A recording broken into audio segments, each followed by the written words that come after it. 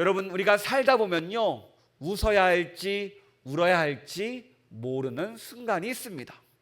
문제가 분명히 해결됐는데요, 마음이 무너질 때가 있습니다. 일이 잘 끝나긴 했는데 마냥 기뻐할 수도 없습니다. 겉으로는 보면요, 이겼습니다. 그런데 내 마음은 오히려 진 것 같은 기분이 들 때가 있습니다. 오늘 다윗이 바로 그런 자리에 앉아 있었습니다.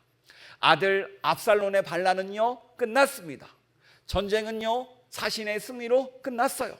이제 다윗은요, 왕궁으로 돌아올 수 있게 되었습니다. 그러니까 다윗과 함께 싸운 군사들은 얼마나 기쁘고 행복한 날입니까? 목숨을 걸고 왕을 지켰고 반란군까지 완전히 무찔렀습니다. 나라를 다시 지킬 수 있었어요. 그런데 다윗은요, 마냥 기뻐할 수 없었습니다. 왜 그렇습니까? 반란을 일으켰던 압살롬, 이 아들이 죽었기 때문입니다. 분명히 압살롬은요, 왕에게 칼을 겨눈 반역자였지만 다윗에게는요, 여전히 아들이었습니다. 전쟁에서 승리했지만 아들을 잃었고요, 왕국은 되찾았지만 아버지의 마음은요, 무너진 상태입니다. 여러분, 이것이 우리 사람의 마음이에요. 한 가지 감정으로만 설명할 수 없을 때가 많습니다. 기쁜데 슬프고요, 감사한데 마음이 아플 때가 있습니다. 문제가 해결됐는데 눈물이 날 때도 있더라는 거예요. 그래서 오늘 말씀은요, 우리에게 이런 감정을 없애라고 말하지 않습니다. 슬퍼하지 말라고 말하지도 않습니다. 울지 말라고 하지 않아요. 오늘 다윗이 아들을 잃었는데 우는 것은요, 죄가 아니지요. 잘못된 것이 아닙니다. 아들의 죽음 앞에 우는 것은요, 너무나 자연스러운 일입니다. 그런데 오늘 본문이 보여주는 문제는 따로 있습니다. 다윗의 슬픔이 다윗이 앉아야 할 그 자리까지 빼앗기 시작했다는 거예요. 그러니까 다윗의 위치가 슬픔까지 온 국민들을 힘들게 했다는 거예요. 우리가 이 시간 오늘 말씀을 통해서 우리 마음을 돌아보기를 원합니다. 나는 지금 어떤 감정에 붙들려 있습니까? 그리고 그 감정 때문에 내가 지금 무엇을 비워두었습니까? 이 시간 다시 한번 하나님의 음성에 귀를 기울이고 주님께서 부르시는 그 자리로 돌아가는 이 시간 되기를 축복합니다. 우리 함께 본문 1절과 2절 말씀 같이 읽도록 하겠습니다. 시작.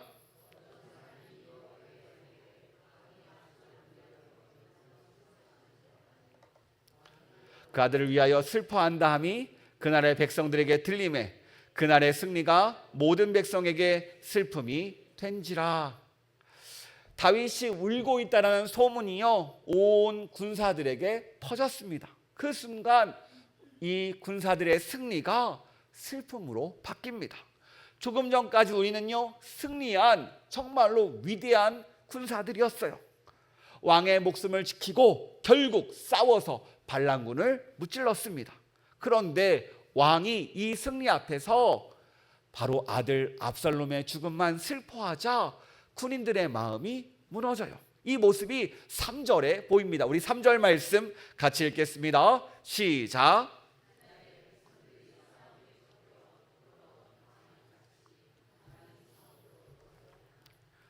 네, 이들이 성에 어떻게 들어와요?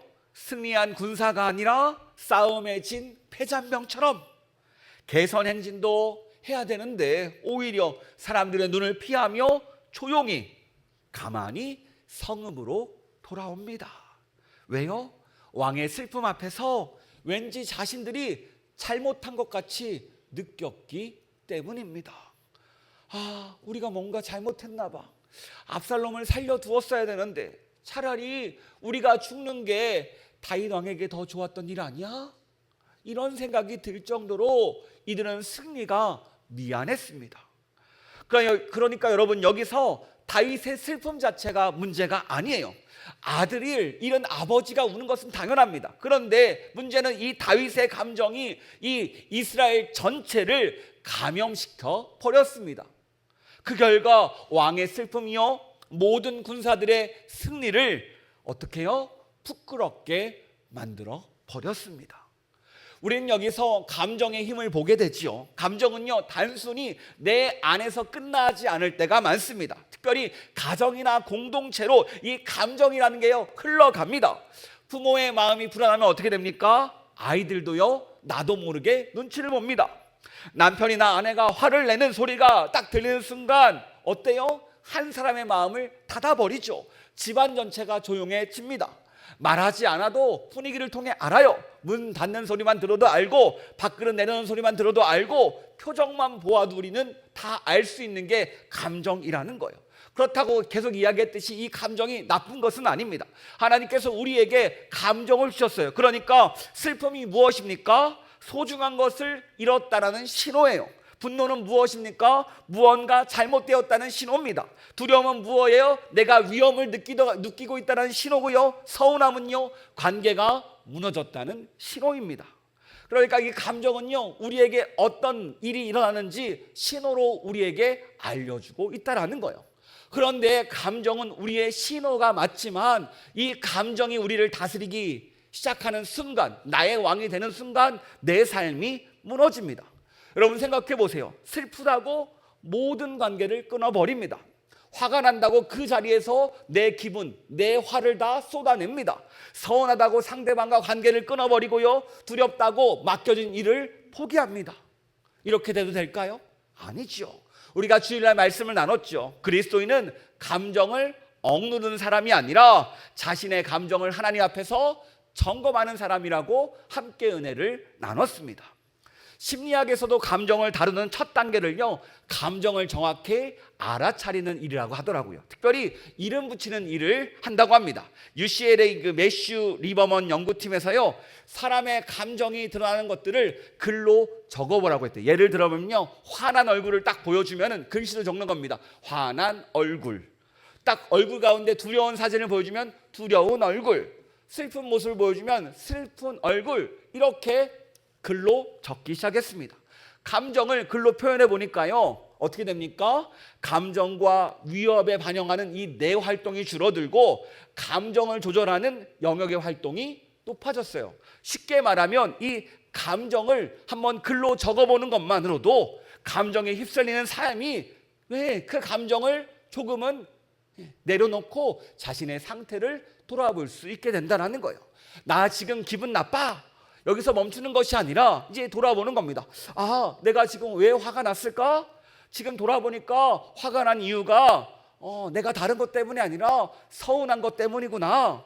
아, 내가 지금 무시당해서 마음이 아프구나. 내가 앞으로 어떻게 될지 몰라서 두려워하는구나. 내 수고를 아무도 알아주지 않으니까 내가 지금 외로움을 느끼는구나. 이렇게 정확히 내 감정을 바라보는 거예요. 기분 나빠라는 감정이 서운함과 무시당함과 두려움과 외로움으로 감정이 조금씩 나와 분리가 되기 시작해요. 이것이 바로 우리가 하나님 앞에서 시작하는 자기 점검과 동일합니다. 그러니까 오늘 우리는요, 두 가지를 물어봐야 됩니다. 첫 번째, 지금 내 마음을 가장 많이 붙들고 있는 감정이 무엇입니까? 분노가 내 마음을 가장 차지하고 있어요? 슬픔입니까? 서운함입니까? 두려움입니까? 억울함입니까? 낙심입니까? 지금 내 마음의 영역을 가장 많이 차지하는 게 무엇입니까? 그리고 한 가지 더 물어보는 거예요. 지금 그 감정이 나에게 무엇을 시키는지요? 그래, 그 사람 다시는 보지 마. 아무것도 하지 마. 그냥 다 포기해. 너도 똑같이 갚아줘야지. 이젠 아무도 믿지 마. 이런 감정이 나에게 말을 걸고 있지 않습니까? 여러분, 이런 감정이 하는 말을요, 다 믿으면 안 됩니다. 왜요? 감정은 나의 상태를 보여주는 거지 언제나 진실을 말하는 것은 아니라고 했어요. 오늘 본문의 다윗의 슬픔은요, 진짜입니다. 그러나 모든 것이 끝났다라는 결론은 진실이 아니었어요. 아들을 잃었지만 자신은 왕이었고요, 여전히 자신이 지켜야 될 백성들이 있었습니다. 마음은 무너졌지만 하나님께서 맡겨주신 사명이 남아있다라는 거예요. 우리도 마찬가지입니다. 마음은요, 나도 모르게 상황에 따라서, 환경에 따라서, 문제 때문에, 예상치 못한 사건 사고 때문에 힘들 수 있습니다. 그런데 그 사건 사고가 내 인생을 끝낸 것은 아니라는 거예요. 관계로 상처받을 수 있죠. 그런데 모든 사람이 나를 버린 것은 아닙니다.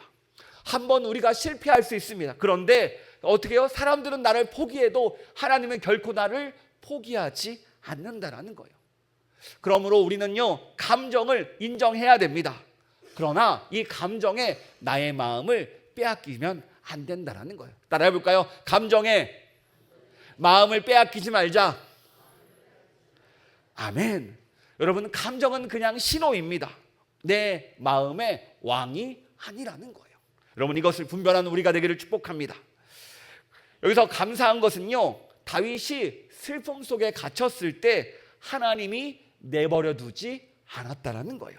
하나님께서 사람을 보내십니다. 그런데 어쩌면 예상치 못한 사람이었어요. 우리 5절과 6절 말씀 같이 읽도록 하겠습니다. 시작.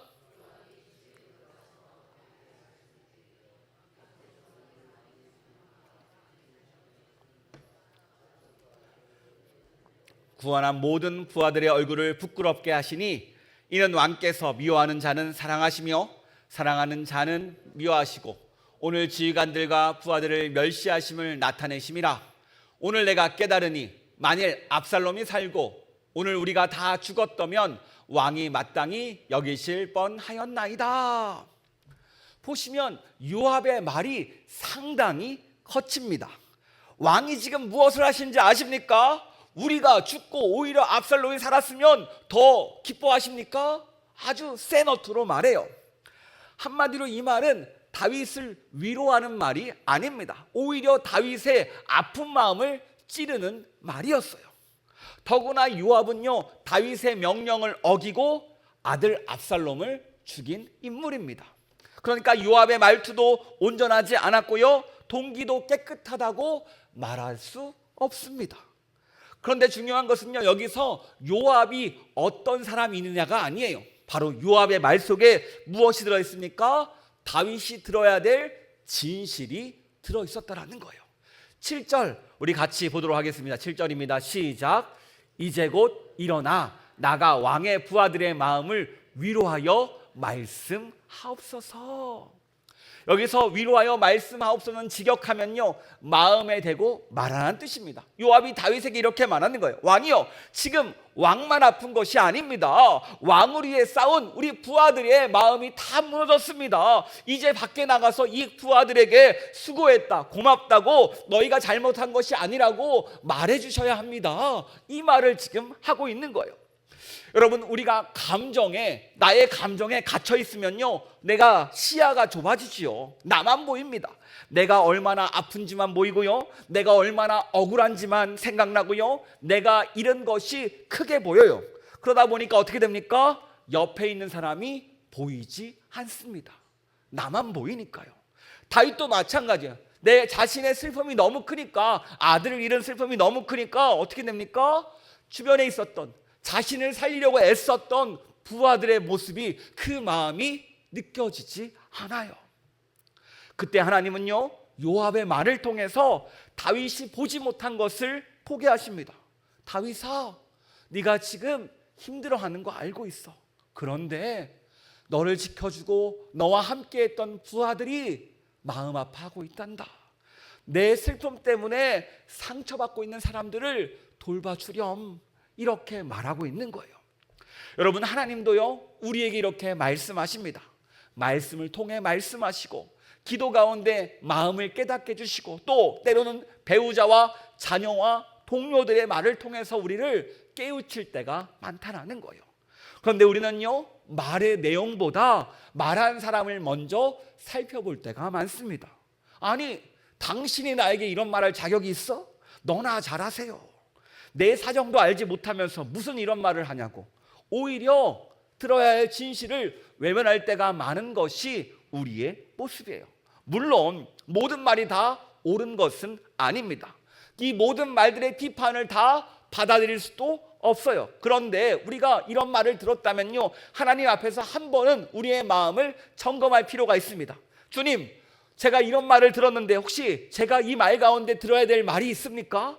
제가 나의 감정 때문에 혹시 주변을 둘러보지 못했습니까? 혹시 제 행동 때문에 힘들어하는 사람이 있는 것은 아닙니까? 이런 질문을 던져볼 필요가 있다는 거예요. 여러분, 다윗 왕 하나님께 얼마나 사랑받았습니까? 하나님께 정말 사랑받은 아들이죠. 근데 이 다윗의 장점이 무엇이에요? 실수 안 했습니까? 아니지요. 믿음이 좋았습니까? 아니에요. 다윗도 흔들렸고요, 감정에 빠졌고요, 잘못된 판단도 했습니다. 그런데 이 다윗의 장점이 무엇입니까? 내가 잘못했을 때 하나님 앞에 잘못했습니다 빠르게 인정한 사람이에요. 그래서 하나님께 사랑받았고 하나님의 크신 일에 쓰임받을 수 있었습니다. 거친 말 속에서 하나님의 진실을 들을 수 있는 사람, 이것이 바로 오늘 다윗이었다는 거예요. 그러니까 우리를 살리는 말은요, 사실은 듣기 좋은 말만이 아닙니다. 제가 들어보니까요, 나이가 들수록 우리 주변에 듣기 좋은 말만 하는 사람만 남아있대요. 왜 그런지 아십니까?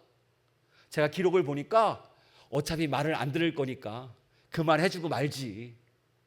점점 그런데요, 나이가 들면 들수록. 오히려 젊은 친구들 앞에서는, 우리 청년들 옆에서는 이런저런 얘기 해주는 친구가 많대요. 그런데 점점점 줄어듭니다. 마찬가지예요. 때론 우리는요, 듣기 싫은 말을 들어야 할 때도 있습니다. 내가 보지 못했는 것들을 보아야 할 때도 있습니다. 내가 다시 가야 할 길을 말할 때도 있습니다. 여러분, 우리가 내가 듣기 좋은 말만 듣는 것이 아니라 성령님의 음성 가운데 나에게 원하시는 하나님의 뜻을 발견하는 우리가 되기를 축복합니다. 우리가 실수할 수 있어요. 넘어질 수 있어요. 때로는 외면하고 싶을 때 있습니다. 하지만 성령님께서 그런 마음을 주시는 것은요, 우리를 더 좋은 길로, 축복의 길로, 은혜의 길로 우리를 인도하기 위함입니다. 이것을 믿는 우리가 되기를 축복합니다. 자, 그리고 이제요, 다윗은 요압의 말을 듣고 일어납니다. 우리 8절 말씀 같이 읽도록 하겠습니다. 시작.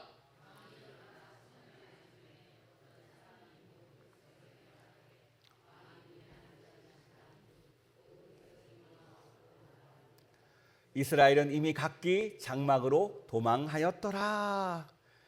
이제 소문이 들립니다. 왕이 일어나 성문에 앉았다. 온 이스라엘의 소문이 나요.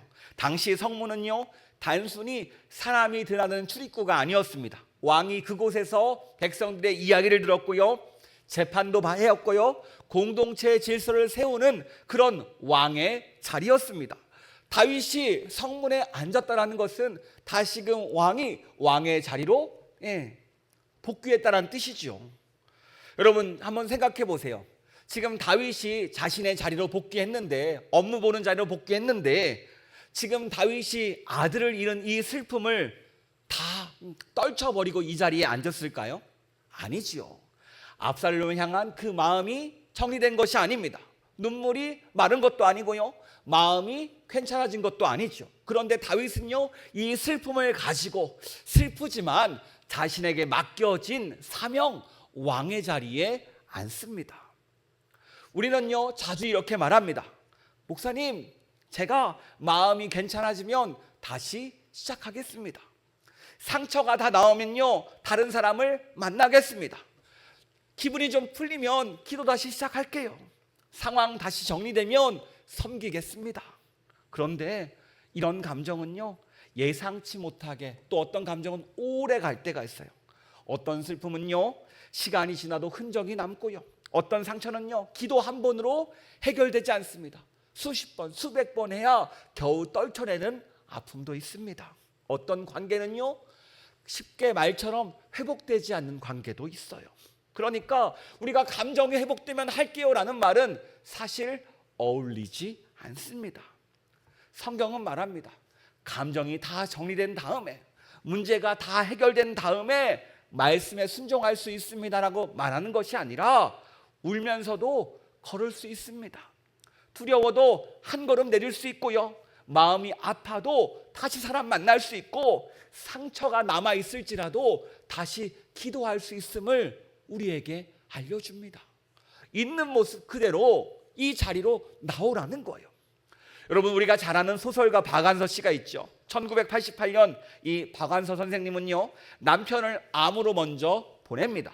그리고 몇 달 뒤에 의사의 길을 걷던 26 외아들을 잃습니다. 한 해에 남편과 아들을 모두 잃어요. 이 박원서 선생은요, 수녀원에 들어가서 하나님께 울면서 따집니다. 왜 하필 내 아들입니까? 아들까지 왜 데려가십니까? 한 말씀만 해주십시오. 밥을 넘기지도 못하고 하나님을 원망합니다. 이제는 더 이상 자신이 살아갈 이유를 발견하지 못해요. 그런데요, 그 통곡의 기록을요, 훗날 한 말씀만 하소서라는 책으로 기록되어서 남깁니다. 어떻게 해요? 이 슬픔을 다시 그대로 펜으로 적은 거예요.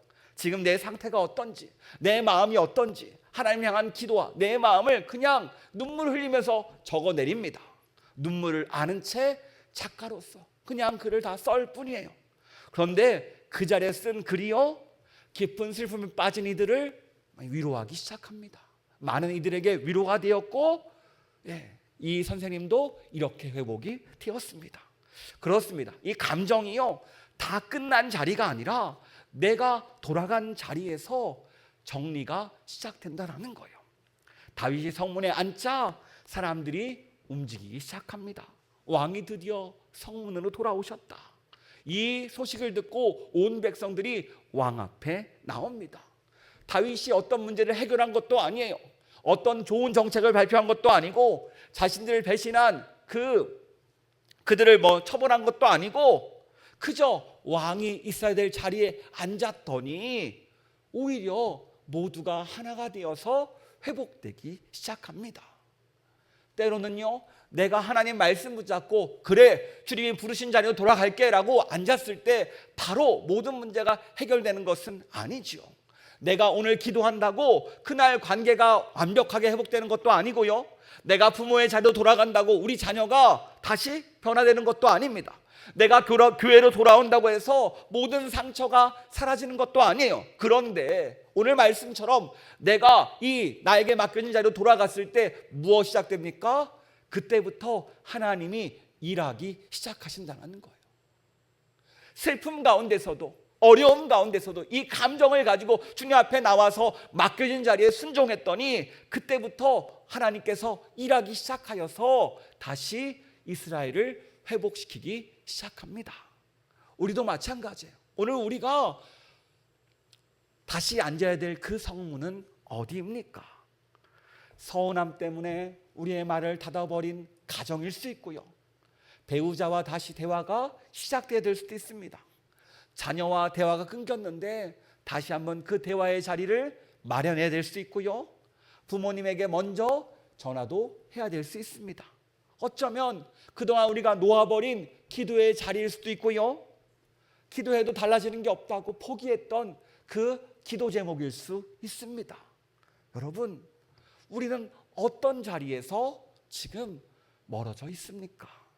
하나님은요, 실패한 자리, 포기한 자리, 쓰러진 자리 가운데 우리를 다시 일으킵니다. 상처 입은 마음, 힘든 마음, 어려운 마음 괜찮대요. 그 마음 가지고 나올 때 하나님이 일하고 계십니다. 여러분, 오늘 이 자리 잘 나오셨습니다. 우리가 지금 이 자리에 앉아서 주님 앞에 기도할 때 하나님은요, 우리의 마음을 만져주시고 우리의 상황을 다시 한번 주님께서 인도하시는 가장 좋은 길로, 주님이 예비하신 축복의 길로 회복시킬 줄 믿습니다. 이 놀라운 은혜를 경험하는 저와 여러분 되기를 축복합니다. 그러면서 오늘 말씀은 계속해서 이어집니다. 9절 이후부터는요, 이스라엘 백성들이 서로 말합니다. 그래, 우리 왕 그동안 우리를 구원해 줬잖아, 정말 좋은 왕이었잖아 하면서 이야기해요. 그러면서 사람들은요, 다시 한번 다윗을 통해 뭉치기 시작하고, 또 다윗은요, 자신들을 배신했던 유다 지파에게 먼저 손을 내밀어서 다시 민족이 하나 되게 만듭니다. 여러분, 하나님은요, 오늘도 우리를 통해서 일하시기를 원합니다. 어떻게 해야 우리가 다시 한번 일어설 수 있을까요? 어떻게 해야 우리가 우리의 자신의 자리로 돌아갈 수 있을까요? 여러분, 사명의 자리는요, 내가 옳다고만 증명하는 자리는 아닙니다. 누가 더 잘못했는지 따지는 자리도 아니에요. 그저 내 마음을 주님 앞에 가져가고 진실의 감정이 반응하게 하는 것, 진리를 위해서 감정을 사용하는 우리가 되기를 원합니다. 그런데 감사한 것은요, 솔직하게 우리 힘으로 이것들을 넘어설 수 없습니다. 상처받았는데, 내가 아픈데, 나를 힘들게 했는데 내가 먼저 그 자리에 앉으라고요? 어렵지요. 마음이 한번 무너지면요, 일어날 힘이 없습니다. 상처받으면요, 그 사람 다시 만나기 힘들어요. 감정을 하나님 앞에 내놓으라고 말하지만 막상 그 감정을 내놓기 힘듭니다. 그런데 이것을 가능하도록 도와주시는 우리의 진짜 왕이 계시죠. 내 감정이 내 마음의 왕이 아니라 내 마음을 다스리시는 예수 그리스도가 우리의 진짜 왕이십니다. 이것을 믿으십니까? 여러분, 예수님도요, 십자가상에서 그 고통을 하나님께 다 맡기셨습니다. 그래서 십자가의 자리, 그 고통의 자리, 그 아픔의 자리를 떠나지 않으세요. 제자들이 도망갔음에도, 사람들이 조롱해도 끝까지 우리를 살리기 위해서 십자가 자리를 지키셨습니다. 왜요? 우리를 살리기 위해서요. 죄 때문에 멀어진 우리를 구원하기 위해서요. 그러니까 우리가 돌아가서 앉는 그 자리는요, 우리의 힘으로 앉는 자리가 아닙니다. 예수님의 십자가 은혜에 힘입어서, 복음의 능력에 힘입어서 다시 돌아가는 자리예요. 여러분, 그러므로 내 힘이 아니라 예수님의 손을 붙잡고 나의 자리로 돌아가는 이 저녁 되기를 축복합니다. 주님께 이렇게 말할 수 있어요. 주님, 아파요. 주님, 두려워요. 주님, 힘들어요. 그런데 주님 손 붙잡고 돌아가기를 원합니다. 그 마음을 부어주시옵소서라고 기도할 때 하나님께서 우리에게 힘도 능력도 또 하나님께서 행하실 일도 우리에게 보여주시고 나타낼 줄 믿습니다. 이것을 경험하는 우리가 되기를 축복합니다. 오늘 말씀을 정리합니다. 감정은요, 나쁜 것이 아니죠. 그러나 감정은 신호이지 왕은 아니었습니다. 내 마음의 왕자에 누가 앉아야 돼요? 감정이 아니라 예수님이 앉으셔야 됩니다. 오늘 다윗은요, 자신의 슬픔이 사라지지 않았음에도 불구하고 성문에 앉습니다. 아프지만 돌아갑니다. 그런데 이 다윗이 슬픔을 가지고 자신의 자리에 앉자 하나님이 일하기 시작하셨어요. 마찬가지입니다. 오늘 우리가 다시 앉아야 될 그 자리가 있습니다. 가정입니까? 기도의 자리입니까? 교회입니까? 일터입니까? 아니면 우리가 속한 그 어떤 모임입니까? 우리의 힘으로는 어렵지만 예수님의 손을 붙잡고 가면 할 수 있습니다. 다시 일어설 수 있습니다. 그러므로 이 저녁 이렇게 고백했으면 좋겠습니다. 주님, 감정이 저를 다스리게 하지 말게 하여 주시옵소서. 따라해볼까요? 주님, 제 감정이 저를 다스리지 않게 하소서. 제가 있어야 할 자리로 돌아가게 하소서. 제가 자리에 앉을 때 주님이 일하신다는 것을 믿게 하소서. 아멘. 이 고백처럼 정말 주님 뜻에 순종할 때 놀라운 은혜가 우리 가운데 역사할 줄 믿습니다.